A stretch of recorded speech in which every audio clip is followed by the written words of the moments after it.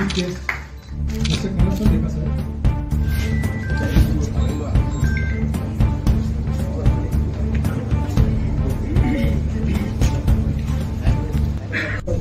কামনা কৰিছোঁ আৰু মোক ইয়ালৈকে মাতি আনি আপোনালোকৰ লগত চা চিনাকি সকলো সুবিধা দিয়াৰ লগতে ব্যৱসায় কথা কোৱাৰ মত বিনিময়ৰ যি সুযোগ পাইছোঁ তাৰ বাবে মই ধন্যবাদ জ্ঞাপন কৰিছোঁ আৰু এনাৰ্জিৰ অগ্ৰগতি কামনা কৰিছোঁ।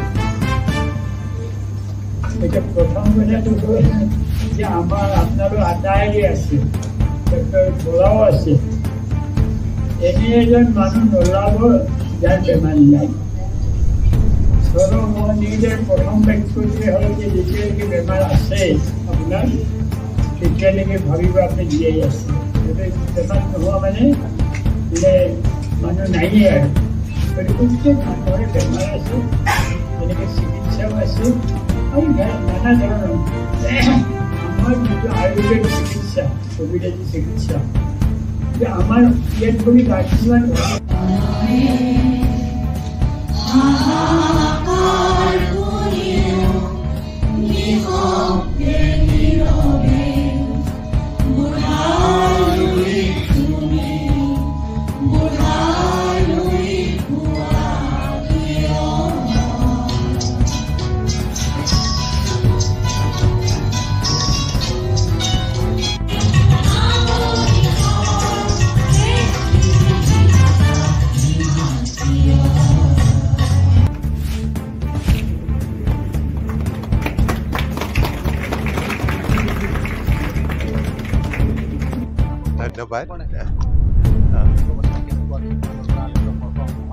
হয়, এইটো এই ৩৯তম বৰ্ষপূৰ্তি অনুষ্ঠানত আমাৰ বিশেষ তাৎপৰ্য হ'ল আমাৰ জ্যেষ্ঠ নাগৰিকৰ সংখ্যা দিনক দিনে বাঢ়িব লাগিছে।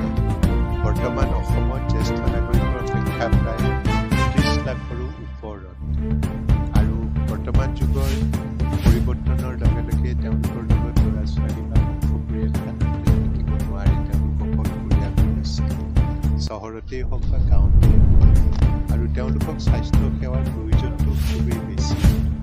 আমি যোৱা ৪০ বছৰৰ অভিজ্ঞতাৰ পৰা দেখিছোঁ যে হস্পিটেলত অহা ৰোগীসকলৰ যদি আমি বয়সটো পৰ্যালোচনা কৰি চাওঁ তেতিয়া দেখোঁ যে ৬০ বছৰৰ ওপৰৰ যিসকল হস্পিটেললৈ আহে তেওঁলোকৰ সংখ্যাটো ৬০ৰ তলৰ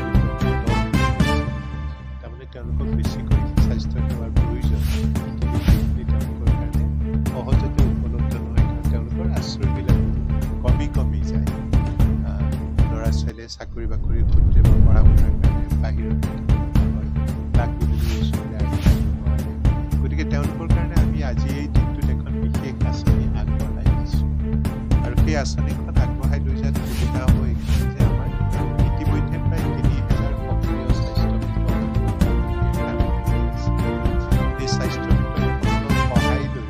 অকল চহৰ অঞ্চলত থকা বয়োবৃদ্ধ লোকসকলৰ কাৰণে নহয়, গাঁও অঞ্চলত থকা লোকসকলৰ কাৰণেও এই আঁচনিখন আমি লৈ যাব পাৰোঁ।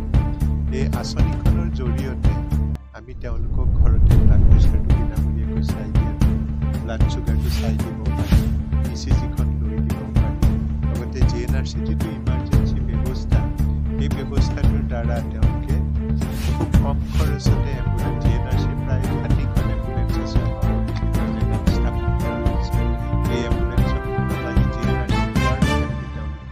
তেওঁলোকৰ পৰীক্ষা নিৰীক্ষাবিলাক ফ্ৰী হৈ যায়, এক্সৰে ফ্ৰী হৈ যায়, ECG ফ্ৰী হৈ যায়, বহুখিনি তেজৰ পৰীক্ষাত পইচা দিব নালাগে, CT স্কেন পৰ্যন্ত।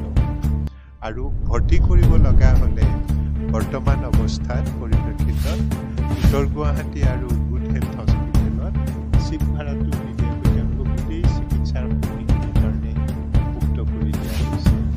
এই বিশেষ সুবিধাবিলাক আজিৰ দিনটোত আমি আৰম্ভ কৰি দিছোঁ আৰু মই আশা কৰোঁ যে অসমৰ প্ৰায় 30 লাখ এনেকুৱা লোক আছে, বয়োজ্যেষ্ঠ লোক আছে। এই 30 লাখ লোকক যদি এই আমি খবৰটো দি দিব পাৰোঁ, তেওঁলোকে এই আঁচনিখনৰ জৰিয়তে তেওঁলোকে যথেষ্ট উপকৃত হ'ব পাৰে।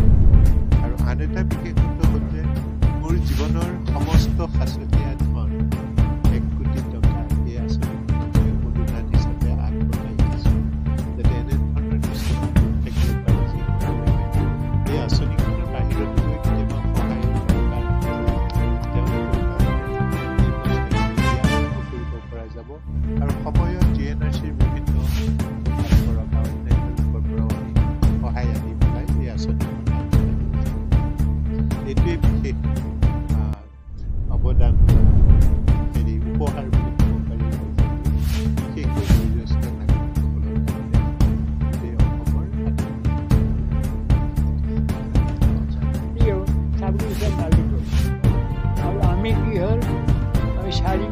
বিজ্ঞাপন বন্ধ হ'ল, সাংবাদিক দুজনক গ্ৰেপ্তাৰ কৰাৰ পিছত বেলেগেই গাড়ী জ্বলাই দিলে, নিৰ্যাতনৰ শেষ নাই আৰু। তেনেকৈতো আমি এতিয়ালৈকে এনেকৈ চলি আছোঁ। আৰু এতিয়া অসমৰ ৰাইজলৈ আমি নিবেদন আজি এই নতুন বছৰৰ যে আমি নিজকে বুদ্ধিজীৱী, চিন্তাবিদ, চিন্তা নায়ক এইবিলাক অযথা প্ৰচাৰ কৰি লাভ নাই। নিজে লিখে আমাৰ ইয়াত যদি বুদ্ধিজীৱী, চিন্তা নায়ক, চিন্তাবিদ আছেই, তেনেহ'লে আজি অসমৰ অৱস্থাই এনেকুৱা কিয় হ'ল? 1950 চনত আমাৰ নিমখত বাহিৰৰ পৰা আনিব লগা একো নাছিল, সকলোখিনি আমাৰ ইয়াতে হৈছিল। এতিয়া আমি আটাইবিলাক বস্তু কিয় আনিব লগা হ'ল? আমাৰ সাজ পোছাক কিয় নাইকিয়া হ'ল? আমাৰ খাদ্য আমাৰ যি পৰম্পৰাগত খাদ্য সেইটো কিয় নাইকিয়া হ'ল? আপুনি তামিলনাডুলৈকে যাওক, অন্ধ্ৰপ্ৰদেশলৈ যাওক, আমাৰ ছোৱালীও তাতে আছে, তাৰ কিন্তু খাদ্য সম্ভাৰ একেই আছে, আগৰ দৰে আছে, মানে মাদ্ৰাজত একেই আছে। আমাৰ কিয় সলনি হ'ব? আৰু আমাৰ যদি বেয়া হ'ল মানে তেতিয়া কথা বেলেগ। আমাৰ যিখন ফুলাম গামোচা প্ৰসংগক্ৰমে মই আমাৰ কাগজ এটা লেখা ওলাইছিল যে আমেৰিকাত এবাৰ গোটেই আন্তৰ্জাতিক এটা হেৰি হ'ল, মানে অধিৱেশনৰ আটাইবিলাক দেশৰ সিদ্ধান্ত ল'লে যে ফুলাম গামোচাখন উত্তম, তাৰেহে এখন গ্ৰহণ কৰিব। গতিকে তেনেকৈ মানে আমাৰ যিখিনি ভাল আছে সেইখিনি গ্ৰহণ কৰিব লাগে। আৰু যিসকলে নিজকে চিন্তাবিদ, চিন্তা নায়ক, বুদ্ধিজীৱী বুলি কয়, তেওঁলোকে এই সমস্যাবিলাক সমাধান কৰি পেলাই সেই অৰ্থৰ মৰ্যাদা ৰক্ষা কৰে।